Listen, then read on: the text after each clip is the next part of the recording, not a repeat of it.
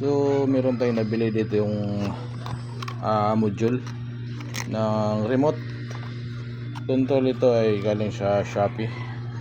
So ito yun, Chinese yung niya. Pero natin na ito kung paano ikabit ito. First time natin yung kabit nito. So ito yung board niya. At saka parang hindi na masyadong mahirap natin ikabit. So gagawin natin ngayon kasi itong electric fan na to ay sira na yung ano niya. Sira na tong tawag nito, pita ng yung number 1, number 2, number 3. So hindi na siya gumagana. Ayan parang natunaw na yung ano niya sa loob. So gagawin natin ngayon para gagana yung ano niya. Kabitan natin ng remote. Gamitan natin ng remote control. So ito tatanggalin na natin tong tatlo na to. Kasi ito yung number 1, number 2, at number 3. Ito yata number 3, yung pula. So ito kakabit natin dito sa remote. Ito yung remote nya, board. Ayan kaya lang Chinese yung Chinese yung nakalagay sa ayan hindi natin alam kung ano yung nya. Ayan Chinese. So subukan pa rin natin kung gagana ba to. So gagamitan natin ng to, i-remote natin to. Ayan, so bisa na natin. Kakat na natin tong nya, itong pinaka power nya. Ayan, itong dalawa to. Ayan, tapos ito yung nya, common nya ito. So balatan lang natin to.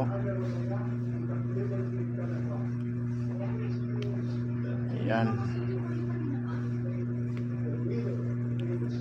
so ito na yung board nya. Ayan, so ito dito kailangan tayo kumuha ng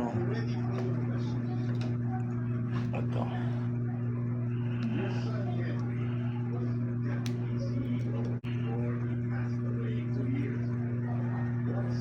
Sana gumana to. First time kong kabit nito guys. So baka gana to natin. So ayan, dito sa lip. Tapos ito yung nya, neutral. Mali, ito yung neutral. Dito sa gitna natin ilagay. Kasi yung common yan nasa gilid. Ayan, kabit natin siya dito.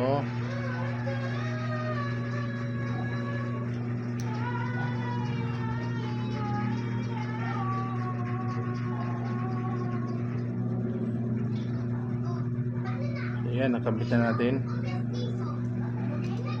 Tapos balatan natin itong isa, itong sa common nya.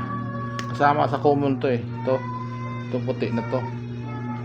Ayan, dito natin to ilalagay sa common. Ayan,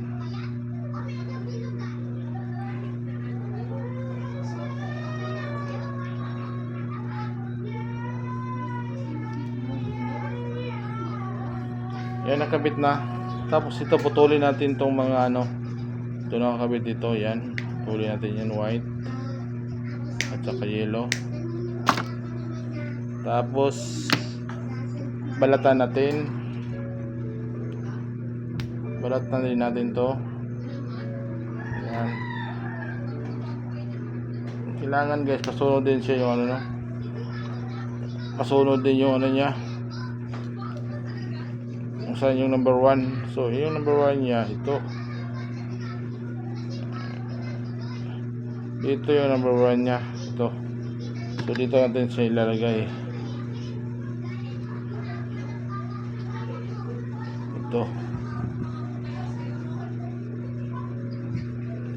Ito natin siya ilalagay. Yung yellow, minsan nakakaiba yung kulay ng ng electric fan. Merong green. Kaya tignan nyo lang yung saan yung number 1, number 2, number 3. Yan, tapos ito yung pangalawa, itong puti. Yan. Hindi pala puti, ito gray. Tapos ito yung pangatlo. Ito yung pinaka number 3 na ano, speed. So natin ito kakabit. So yan, nakabit na natin. Nakabit na natin lahat. So iti-tester muna natin para alam natin walang short. Tester ko muna siya. Tingnan natin kung wala po siyang short. So okay na siya. So ayun guys, susubukan natin. Sabog to. Subukan na natin kung gagana ba siya. Saksak ko muna to. So wait. Yan, tumunog siya. Narinig yun guys, yung beep. Ibig sabihin na tama yung ano natin. Tama yung pagkabit natin. So ayan. So subukan ko na siya. Ito yung switch niya on. Itong pula.